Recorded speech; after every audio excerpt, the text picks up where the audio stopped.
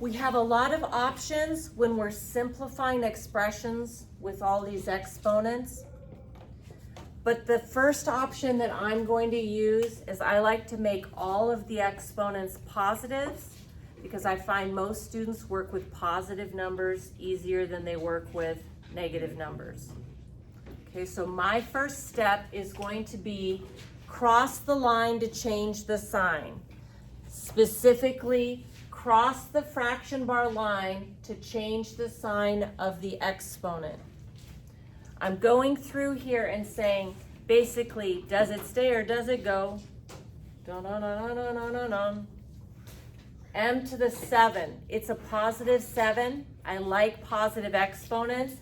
M to the 7th power is going to stay. Okay, in the denominator, what stays? I have to the positive 6 and to the positive 5. So n to the 6th and p to the 5th, those are going to stay. But these ones with negative exponents, they've got to go. So the n to the negative 9 is going to move across the fraction bar line and change the sign of the exponent. So the n to the negative 9 is going to the bottom, and it became n to the positive 9. P to the negative 1, that's got to go. So moving the p to the denominator, the negative 1 is going to become positive 1. And then this one right here, this one's got to go. So move the m to the negative 4 to the top by changing the negative 4 to a positive 4. So I've crossed the line to change the sign on my exponents. Now that all my exponents are all positive, I'm going to go ahead and use some of these other rules. For example, when we have like bases, we add exponents. In the numerator, I have m and m. I have like bases, so I'm going to add exponents. 7 plus 4. So I end up with m to the 11th. Okay, down here, n and n, I have like bases. So I'm going to add exponents, 6 plus 9. So I have n to the 15th. And then one more time, I have like bases. So I'm going to add exponents. 5 plus 1 is 6. So I have p to the 6. And we have this one simplified.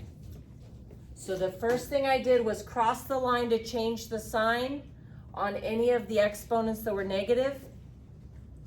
And then I used like bases add exponents, okay, which is our product rule. Okay, we're going to look at two more here. Okay, and this particular one, before I get going too far, I notice there's a 3 and a 12 in front. I want to simplify 3/12. So if I simplify 3/12, I'm thinking of what number fits into both 3 and 12, which happens to be 3. So if I take 3 divided by 3, I get 1, and 12 divided by 3, I get 4. Okay, the other thing I'm going to do, of course, is cross the line to change the sign. A to the 8th is positive, so that's going to stay. And that's the only one that's going to stay. So I have b to the negative 4, that's got to go. So I'm going to move that to the bottom and make that b to the positive 4. Then this one here, I have b to the negative 3, that's got to move to the top. So that's going to be b to the positive 3. And a to the negative 6, that's got to go. So crossing the fraction bar line, that is a to the positive 6. Okay, from there, I'm going to go ahead and only look for like bases add exponents. I have a to the 8th times a to the 6th. So when I have like bases, I'm going to add the exponents. So 8 plus 6 is 14. So I have a to the 14, but then everything else is the same. I don't really need this times 1 anymore. I still have a b to the third. I still have the 4b to the fourth. Okay, so all I've done here is added 8 and 6 to make 14. Okay, the last thing I'm going to worry about is the quotient rule. I have b's in the numerator and b's in the denominator. So when it's division, we subtract the exponents.